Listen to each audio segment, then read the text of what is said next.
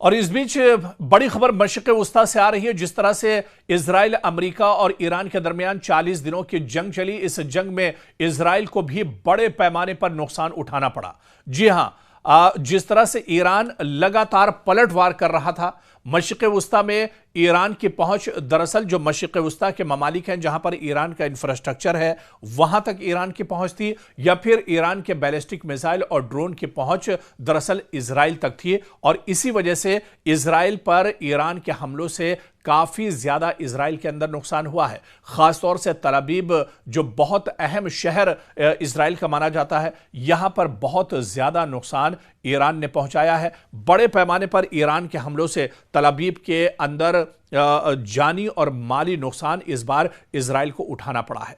दरअसल ये बात हम अपनी जानिब से नहीं कह रहे हैं, या जो कुछ इस जंग में हमने देखा है। हालांकि इजराइल में और तल अवीव के जो मौजूदा मेयर हैं, उन्होंने ये बड़ा इंकशाफ किया है। जी हां, तल अवीव के मेयर ने बाकायदा ये बड़ा इंकशाफ किया है कि ईरान जंग के सबब तल अवीव के 1000 से ज्यादा जो रिहायशी घर हैं उन्हें नुकसान पहुंचा है। वो जमींदोज हो गए हैं, रिहायशी घर रिहाइश के काबिल नहीं रहे।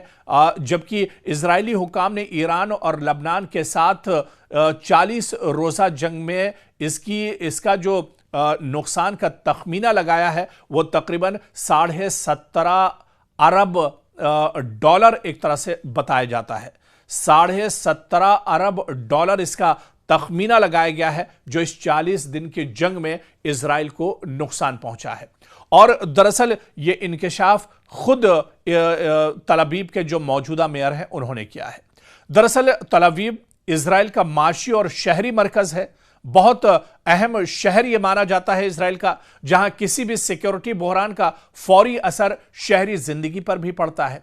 शहरी इंफ्रास्ट्रक्चर को बराह रास्त यहां पर बहुत बड़े पैमाने पर नुकसान पहुंचा है ईरान के हमलों से। मिसाइल या ड्रोन हमलों की शिद्दत की वजह से भी तल अवीव में काफी ज्यादा नुकसान हुआ है। शहरियों की बड़ी तादाद को आर्जी नकल मकानी का सामना भी करना पड़ा है। बहुत से शहरी तो ऐसे हैं जिनके घर पूरी तरह से तबाह हो गए हैं, चारों तरफ मलबा ही मलबा नजर आ रहा है। और ऐसे में इन रिहायशियों को या तो टनल में या फिर आर्जी कैंपों में एक तरह से अपनी जिंदगी गुजारनी पड़ रही है।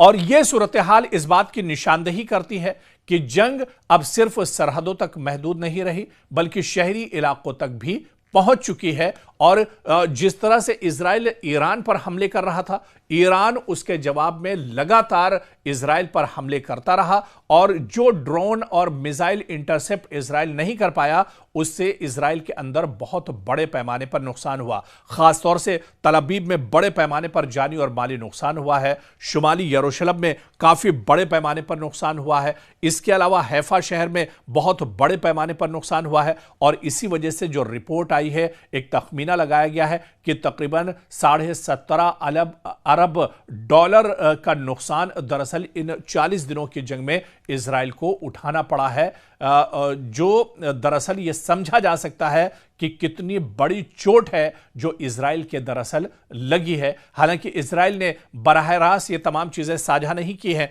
लेकिन क्योंकि सोशल मीडिया का दौर है, इसमें तमाम चीजें निकलकर सामने आ जाती हैं। और ऐसे में खुद जो तल अवीव के मेयर हैं, एक बहुत अहम जिम्मेदार होते हैं वो पूरे शहर के, पूरे इलाके के, उन्होंने बाकायदा इसका इंकशाफ किया है। उन्होंने ये बताया है कि ईरान के हमलों में कितने बड़े पैमाने पर बराह रास्त इजराइल को धचका लगा है। खासतौर से तल अवीव में सबसे ज्यादा तबाही हुई है, जहां हजारों घर तबाह बर्बाद हो गए। आईडीएफ के कई ठिकाने बुरी तरह से तबाह हो गए। इसके अलावा बिन गोरियन जो एयरपोर्ट था, एयरबेस था, बहुत अहम एयरबेस है इजराइल के लिए, इस पूरे बिन गोरियन एयरपोर्ट को एक तरह से ईरान ने हमला करके तबाह कर दिया था। तो एक बड़ा नुकसान। हालांकि यह सच्चाई है कि इस जंग में ईरान को बहुत बड़े पैमाने पर जानी और माली नुकसान हुआ, लेकिन जो नुकसान इजराइल के अंदर हुआ, भले ही उसकी तस्वीरें निकलकर सामने ना आती हो, भले ही उसकी सच्चाई मीडिया सामने ना लाता हो, लेकिन यह सच्चाई है कि ईरान ने जो चोट इजराइल को दी है, इसकी भरपाई करने में इजराइल को एक लंबा वक्त दरकार होगा। और एक लंबे वक्त तक इजराइल दरअसल ईरान की इस मार को याद रखेगा।